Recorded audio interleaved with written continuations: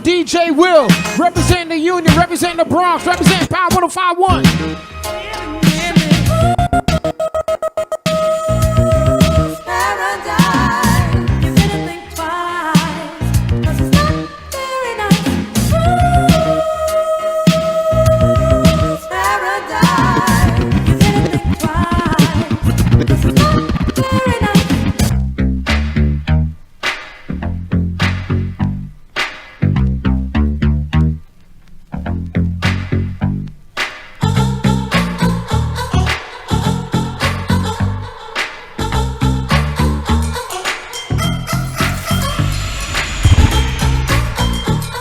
What's the deal? It's your boy meant what he said. You know where I'm at. You know what it is, man. Power's Industry, home of new music and entertainment. I'm here with the one and only Power 105 Zone DJ Will, a.k.a. the Bronx Bomber. That's a fact, yo. It's great to be here, bro. Likewise, man. Good to see you, B. Long time coming. Yeah, long time coming, man. Yeah. So I got a lot of questions to ask you. This is kind of weird for me because Will is my man. So, you know, we always talk all the time, right, but never so much on camera. I'm really super excited for you to tell me about, we're going to get to the music, but I want to know about this daddy-daughter catering thing. Will and Daughters. Will and Daughters? Yes. That's a company that I created during the pandemic. Okay. It started off as, you know, people telling me, you got to create more content to post on Instagram and stuff. So I started posting these little cooking clips with me and my daughters making spaghetti or pizza, whatever like that. We started posting it up on, we made a YouTube page, which was designed for my daughters. The food videos just started getting crazy traction, and people started asking me, do you cater? I was like, hell no. Like, I'm a DJ, you know what I'm saying? Soon after, I started doing like little intimate dinners, like 5 people, 10 people, whatever. And it was like a couple of months later and it was just full blown, like 100 people, 200 people. Like even yesterday I did like a 300 person. Friday I did a birthday party, 200, 300 people. And all the food is being cooked in my house safely, by my hands, my family's recipes, my mother's. Wait, what you mean your hands? Like you're actually my hands. I'm talking about like actually yes. Seasoning and mixing, seasoning, not walking over and taste testing and walking away saying stir that 3 times. Seasoning, prepping, shopping. It's like my crib has turned into like a mini restaurant. Okay, so that means the next Power 105 Christmas party is going to be catered by... Absolutely. I mean, I already started, to be honest with you, right after the pandemic. I did the Angie Martinez barbecue at her house, and that took me to places I didn't even imagine. So you went to Angie's crib and... I went to Angie's crib. She had a lot of A-listers there who were going crazy over dishes, and I ended up doing a bunch of events for them. Wow. Congratulations, brother. Definitely. I appreciate it. You know what's fascinating for me is that you're doing this with your daughters. Yes. So, I mean, I've been preaching family from before, but during the pandemic and being quarantined, it was like, I felt like this is something that we really have to focus on. They want to be YouTube stars and TikTok stars and all of that. And I had to explain to them, like, the same way how y'all go on YouTube and Netflix and follow these other families, you know, and want to buy their merchandise and buy their, you know, phone cases and T-shirts and all of this stuff. People could be doing that for you. Correct.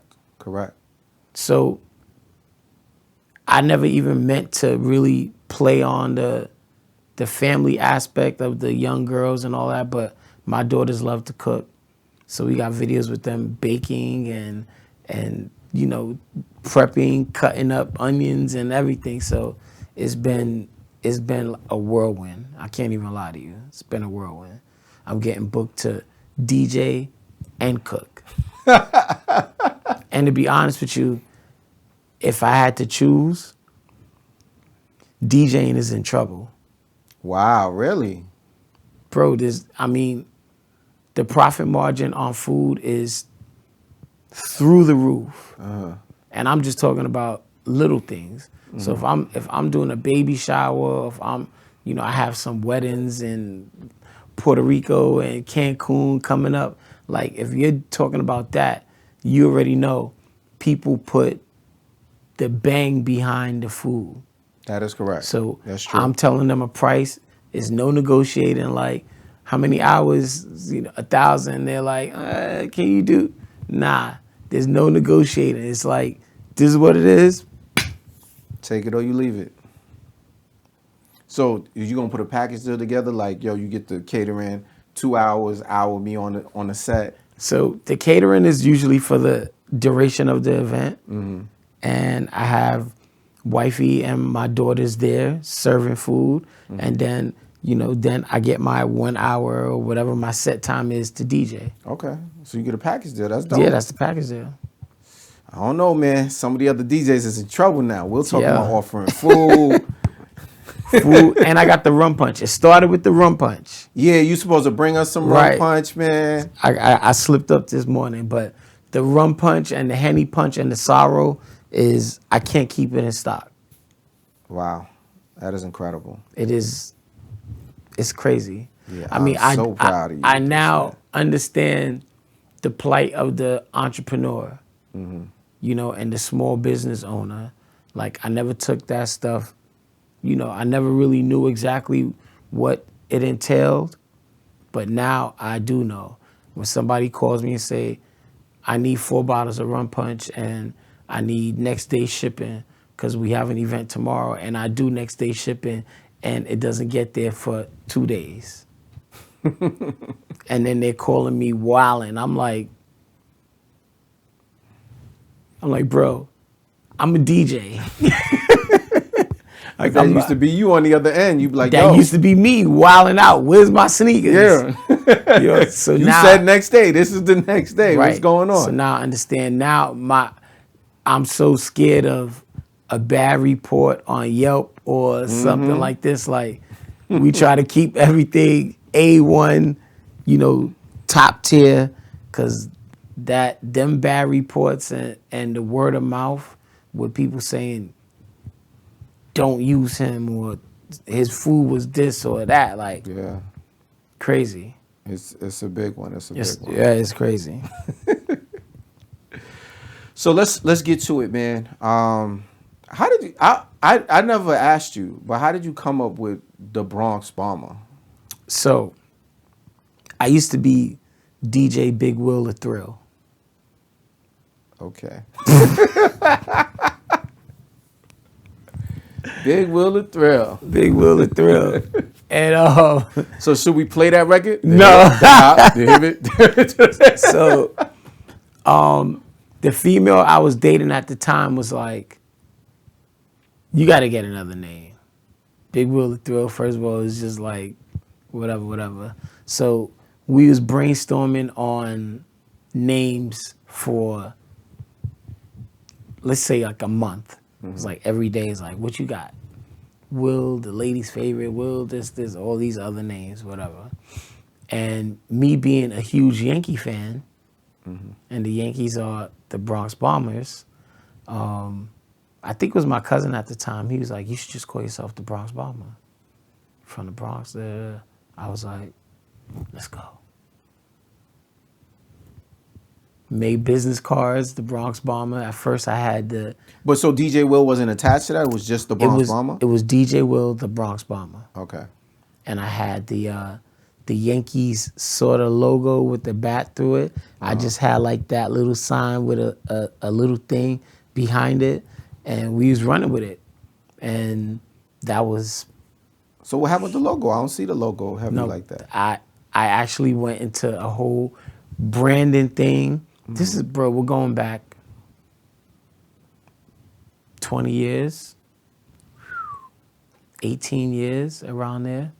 So I had somebody start designing logos for me and stuff. And one of the logos that I found is still a logo I use to this day. I just stuck with it. Got you. No affiliation to baseball, because I definitely didn't want the Yankees coming for me. And we took the Bronx Bomber and ran with it. People love it. That's what's up.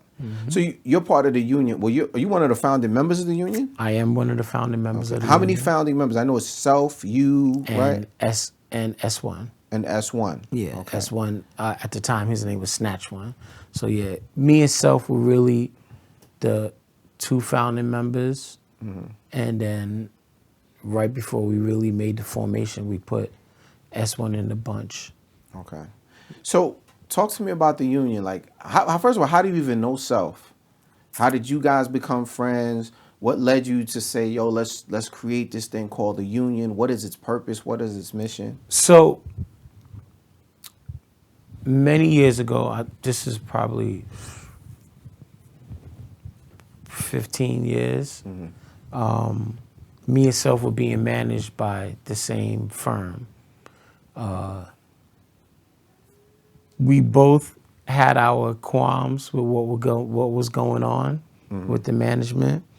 And one day Self comes to me and he's like, yo, I don't know what you're doing, but I'm out. I'm gonna do my own thing. Like, this ain't working out for me, whatever. So at the time, I was really DJing a lot, 7 days a week, every club in New York, every hot party, everything I was DJing. This was at the beginning of Self's career. Self was really MCing at the time, and he was DJing little parties. I don't want to say little parties, but he was DJing on the circuit, not so crazy. Then it started getting crazy. That's when he came to me and was like, hold up, you're giving them all this money per party, you're bugging. Like, I'm gonna do my own thing. So the next week we was at a club and he came to me, he was like, yo, what are you doing? So I was like, he's like, yo, let's just start our own shit. We don't gotta give nobody no percentage. We don't gotta answer to nobody. Let's just do our own thing. And we are in charge of ourselves. So I was like, all right, let's try it out. Then he was like, if we're gonna do this, you gotta put my man Snatch One down. So we was all DJing at Club Envy at the time. I was upstairs, S1 was downstairs. So one day we had a meeting at Olive Garden on 21st Street. It's not there anymore, but we all said we're gonna have a meeting, and we needed one more member who had a name that people will respect. Cause like just saying me, Self, and S1 ain't gonna be like. So we put down DJ Big Cap, rest in peace. Oh, that's my man, Cap. Yeah. So Cap, if you want to say Cap was one of the founding members, then we could add him in the bunch. Really, for name recognition, he was my big brother who gave me crazy advice through the years or whatever. So they like, you know him, you ask him. When I went to Cap, I said, yo, we thinking about doing this DJ crew called the Union. Remember, he was with Flex. Yeah, Big Dog Pitbulls. It was him and Cypher So Sounds. the Big Dog Pitbulls this is at the beginning of that also. Okay. So he was like, whatever you want, I got you. So I'm like, maybe the Flex thing, whatever. But Cap started running with us. We went and had the meeting, and we was like, we need a name. What are we gonna call ourselves? So at that meeting, it was me, Self, Cap, S1, Johnny Handsome, DJ Flavor from Brooklyn, and was Nori there? Could have been like maybe 10 of us. So Oh, DJ Nori. DJ Nori from Power Now. Okay. So we was like, what we gonna call it?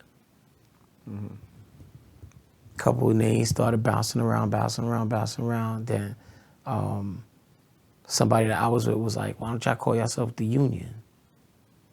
You know, it's like, you know, y'all coming together, you know how the unions go. If y'all don't hire us, we'll shut your shit down. That was the real plight of the name at the time. If y'all don't hire us, we're gonna shut y'all down.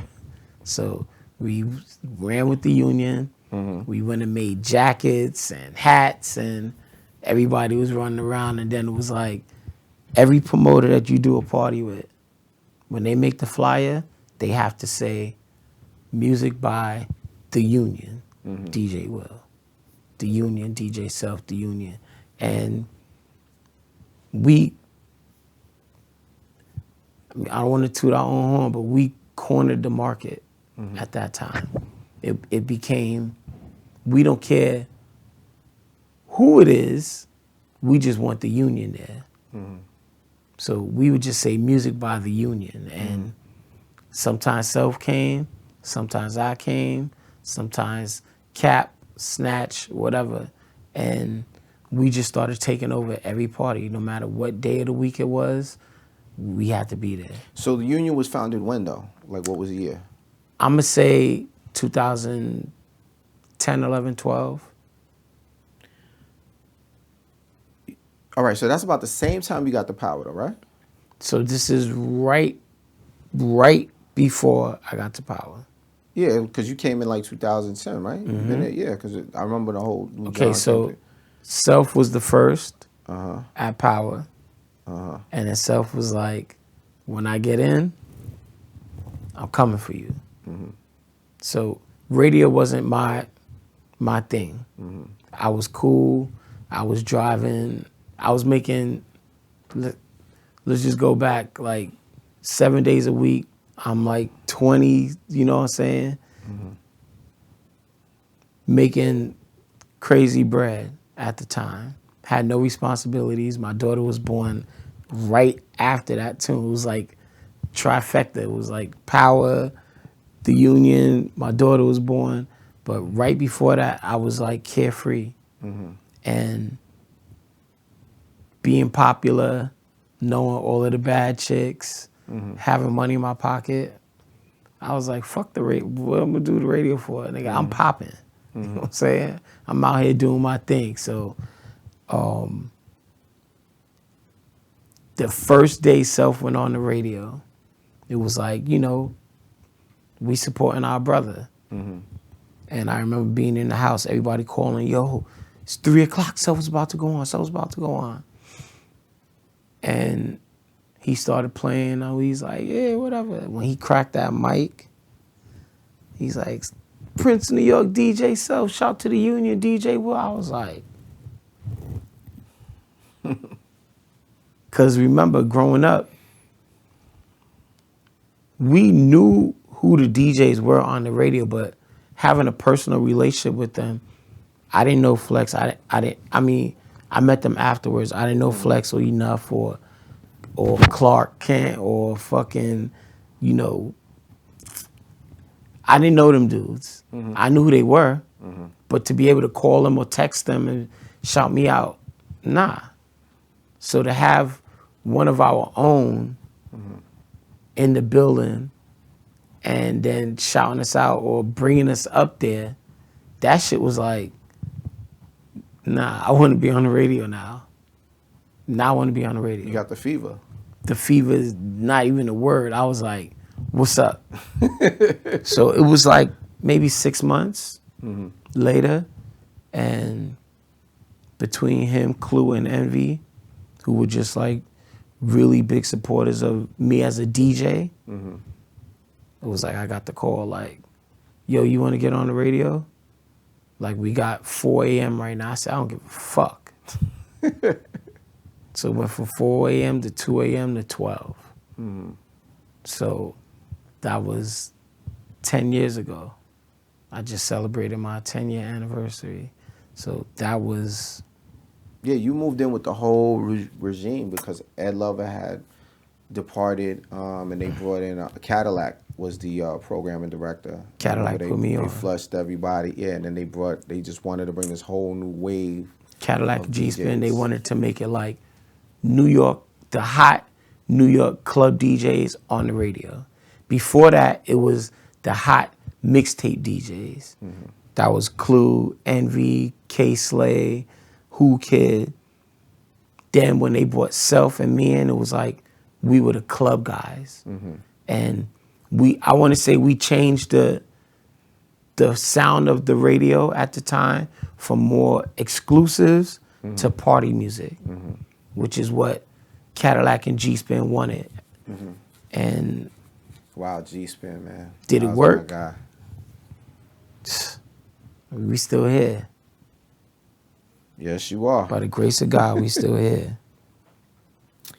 What's it like DJing in New York and then DJing in another city? You know, you go in and you got to do your thing.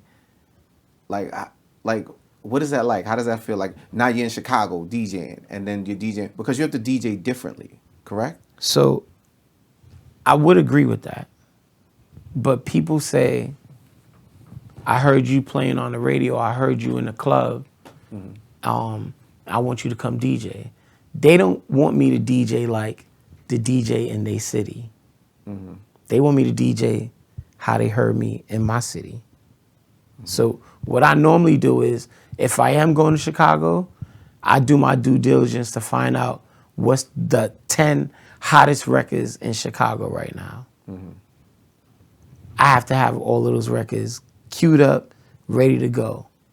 And when I get there, I do play my New York set, and I'm doing how I do. And then when I drop their record, they lose it. Like, what you know about this? You know what I'm saying? But for me, like, I really do like to, me personally, I like to DJ the style of where I'm going.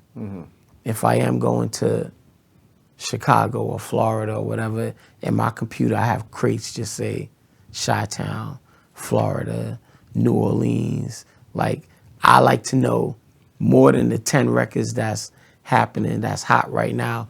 I constantly build those crates up so I could really, sound like I'm from there.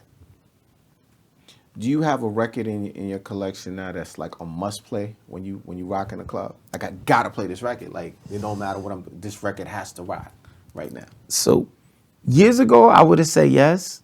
Now, music is so everywhere that it's just like certain records that you thought are a hit, that shit is a dud other places. And I may have had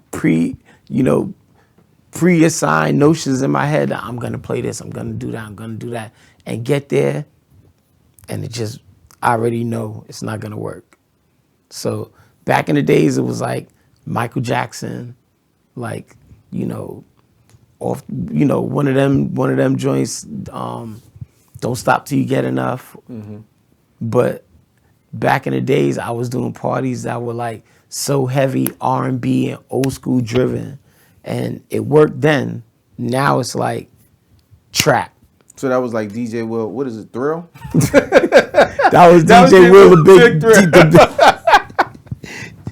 That was those days. But the bomber moves different now. The bomber moves different. I move with the times. That's what's up, man. Do you feel that your personal taste in music affects the way you DJ? Absolutely. Absolutely. And I think people like me for that. I think, I've always questioned why somebody hires me or whatever like that. And they'd be like, you're my favorite DJ. And what makes me your favorite DJ? It has to be the music that I'm playing or some of the slick shit that I say on the mic, that may come across as funny to people. But like, I always consider myself like an old soul and somebody who could play everything. R&B, hip hop, old school, reggae. Like, I could play everything. A lot of DJs can't do that. They hire them, they know exactly what's gonna happen. Me, you don't know what's gonna happen. It's a smorgasbord. It's as Self would say, the gumbo mix. Like, anything can happen at any time. And sometimes I just be like, yeah, I'm gonna play this. And people be like, nah, this is my shit. I ain't heard this in a long time. Oh, you know what I'm saying? So, and that's my like, when I'm home, people be so surprised. You would think that I'm playing trap music and the hardest core raps at home. It's the total opposite. It's R&B, slow jams, old school foundation reggae. Like, that's what I listen to in my car. That's what's on my phone. But what I do, what I gotta do when I'm in the clubs is what I gotta do. Okay. Has there ever been a time? See, I don't want to get you in trouble with this question, but I'm gonna ask it so you don't have to answer it if you want. Has there been a time I'm not playing that record? Absolutely. I mean, I'm in that right now with the whole rainbow hair boy. Like, not. I mean, listen, I make it easy on myself where I'm not gonna even say, people come to me and say, play this, play that. I don't have it in my computer. I deleted all of that. So now it's not even a matter of I'm not playing that. I don't have it. I don't have it. But I've also had issues with, you know, an artist or two that, you know, back in the days, and I'm not playing their music. Fuck you. You know what I'm saying? I don't care how hot you are. You know what I'm saying? Oh, you wronged my man? Nah, I'm not playing that. Okay. So is that a union thing? Like the union will get together and say, "Yo, we're not playing this artist," I think, or is that more of an individual thing? I think it could be both. Well, it is both, but I also think that it could be a DJ thing, like transcending radio stations and DJ crews. Like, if an artist had enough guts to disrespect a DJ, as a union of DJs, we should all get together and say, we're not fucking with you. You can't do that. You can't especially like if an artist goes to a club and disrespects a DJ and that word gets across to the community. We should all get together and say, we have to spank this artist. We have to punish this artist. Because if they could do it to you, tomorrow it could be me. I mean, that's the whole point of a union. Right. The literal union is that you guys operate and you're going to be paid a certain way. With the union, my DJ crew, absolutely. I'm saying DJs across the board as a unit. Oh, okay. So as a unit across the board, if somebody disrespects them, especially if it's an artist, like there has to be boundaries set. Well, artist has to understand and know that you can't do that to the DJ. Because we're all going to get together and we're not fucking with you. Makes sense. Right. Makes sense. How do you decide which record you're going to break? I'm going to break? Yeah. I have to love it. What makes you love it? What are tell signs that Joe? I mean, aside from you loving it, like what else is it you need to endorse? Well, let me change that word. I have to like it. The love is gonna come a little bit after, but you've listened to music before on the first time and you said, "Oh, I like this." I have to get that feeling. I have to feel like this is something that I could play on the radio, I could play in the club. Now my daughters are like my A&Rs. I'm asking them, you like this record? You heard this record? They're coming to me, Daddy, you have this record in your computer?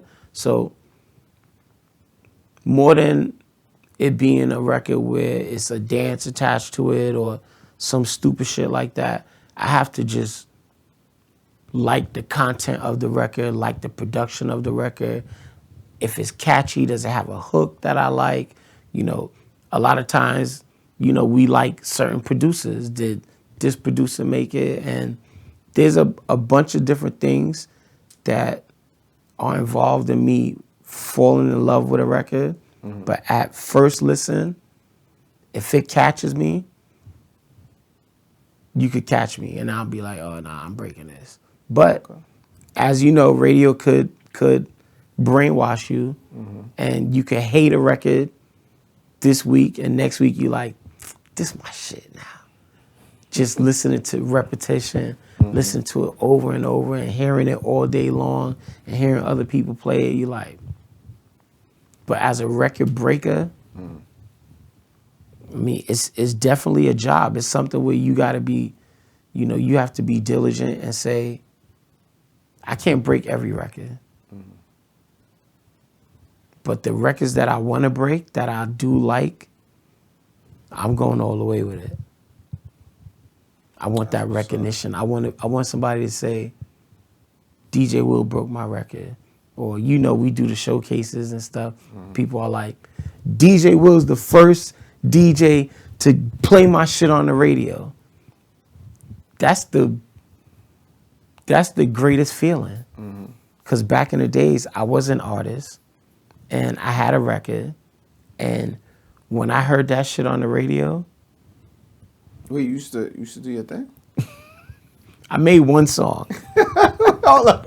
What's the name of this record? It was called the Teabag Song. The Teabag? Teabag Song. The Teabag Song. Yeah, Teabag Boys. Teabag. You had a video for it? Absolutely. It's on YouTube. We're definitely including that. Matter of fact, we're going to go to that right now. Teabag! Ready, baby! Teabag! Come on! Teabag! Hands up! Teabag! Understand what it is when you step in the house. Hold on the rocks, man. Is the kid from the Bronx, and you know I stay sagging, rolling with the union, we all teabagging. In town, OT, all the same gang. When I'm in the booth, I'm doing my damn thing. I ain't spinning records, I'm letting my joints hang. Yes, Shorty, I don't care how your net work. Just show me how your neck work. JH all day and I'm dipping like Lipton. Teabag Boys, me, DJ Self, my man Keno, Johnny Handsome. We formed a rap group. Fucking around. We started recording songs, going to the studio every night. We came up with this record. It took New York by storm. Okay. We got a record deal. It was, bro, again, all of this stuff that we didn't plan or anything just happened. I did remember hearing something about that record. Now Telling that you. you're saying it. Telling you. Teabag Boys. Teabag Boys. We sat in the studio, wrote that shit, and went crazy with it. So I know the feeling as an artist to hear your record for the first time on the radio. I know that. So if I could give that feeling to an aspiring artist or a rapper or whatever it is, based on me liking the song, why not? This is what I'm here for. It could be all over tomorrow. It could all be over tomorrow. That's right. And I just, That's right. I don't have the opportunity no more. Yeah. So, And I'm glad you said that because I don't know what's in people's heads that they think everything is permanent. There's nothing permanent. In the world of entertainment, there is nothing permanent. right. You know, and I I mean, think listen, that's, even through, I've been saying that for years, but after this last year, if you're not thinking that way, I don't know what the fuck is going through your mind, because a lot of people at my job lost their jobs, you know, and I know a bunch of them people were like, nah, do it next week. Next week is over, bro. that's right. No better time than the present. Right. So I've been running with that 4 years, but since May 2020, that is my actual daily practice. Like, I'm not waiting till tomorrow for nothing. Nothing. Let's get it now. Right. I'm on. Yeah, that's always been your philosophy. I'm not saying no. We're not saying no. Nope. Like, we're gonna make it work. Right. You need me here. You need me here. You need me here. You need me here. No problem. We're gonna make it work. We're going to I'll make it be here. work. I got you. Anything you want to tell these young aspiring DJs out there trying to come up in the game? Be serious about it. Like, two things piss me off about the new DJs. First, a bunch of them don't put DJ in front of their name. Secondly, too many of them put DJ in front of their name. You didn't work for it. You didn't earn it. I understand we all got to start from somewhere, but just because you got a computer and you got somebody's hard drive doesn't make you a DJ.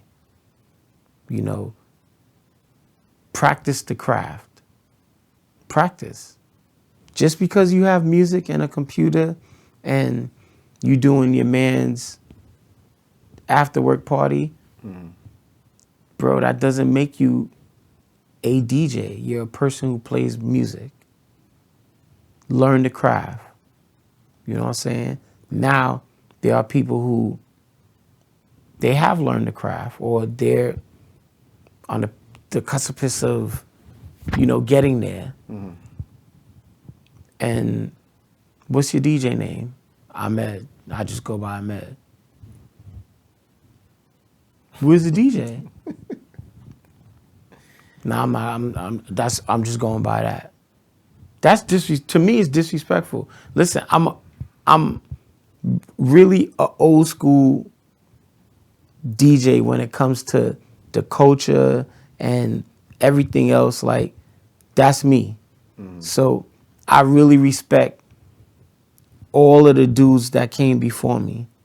These are my idols: the Kid Capri's, the DJ Scratch, DJ Clark Kent, Flex, Big Cat, Mr. C, Enough. Dems is my Can't forget SNS. SNS. I just sent SNS a song just when I was outside. That's my man, Touche. So, that's my people. But it's like, you know, when you know them, Yeah. like sometimes they could get left out of conversations. It's like, oh yeah, that's my man, that's my man. So I really respect the grind of what they did.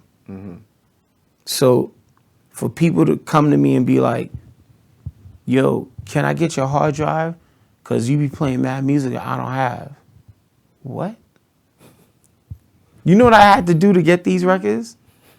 I had to go to Rock and Soul and B Street and Disco Mania and Music Factory. I had to go to Japan and go to Manhattan Records, and I had to travel. Yeah, record weeks that they had out there. I had to travel. Yeah. We stood outside record labels on Friday afternoons waiting for promo copies, and you want me to give you my hard drive with all of that music that I sacrificed days, nights, money when I didn't have nothing. When I didn't have nothing, it was eat or records. And you want my hard drive? Nah. It's never gonna happen. So I just respect the DJs who really want to work. And when I speak to them, I could tell right off the bat. They're like, yo, been listening to you for years, respect you, da-da-da. I'm just starting. I got this and I got that. How can I, be dedicated, be serious, and people show up on time, don't be late, little things like that. And some of them are with it. Some of them are just clout chasers. Got you. Anything you want to tell the viewers before we get out of here, man? Tell them where they can find you, all of that. Yo, at DJ Will NYC on all platforms. Follow my business page, at Will and Daughters. We have Rum Punch, we have Sorrow, we have Henny Punch. We have a limited edition punch that's about to come out. I did partner up with another black-owned, I don't want to give it away, but I did partner up with another black-owned company where we're gonna make a special punch. You'll see that across all platforms very soon. We do catering. Any amount for one person to 1,000 people, we got that covered. Pictures are up on everything. Every Friday night, Power 105.1. I forget that I'm on the radio sometimes. You really pushing this food. This food. They're gonna come for you. Right, Yo, right. what you doing? At Power 105.1, DJ Will, the Union DJs, Black Bottle Boys. I mean, we out here. I'm trying to get it wherever I could get it. Multiple streams of income is definitely the practice, you know, and I'm practicing the practice. That's what it is, man. You heard it here first. Powers Industry, home of new music and entertainment. Your boy, I meant what he said. Here with the one and only DJ Will, Power 105. Yes, sir.